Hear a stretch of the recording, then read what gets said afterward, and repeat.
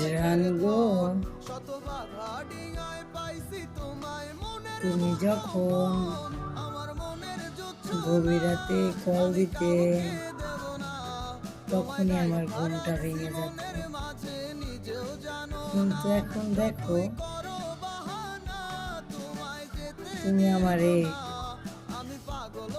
ঘুমের ওষুধ মিশায়ে ঘুম পাড়াত হয়ে অন্যর বুকে ঘুমাচ্ছ। হায় তোমার নিষ্ঠুর ভালোবাসা।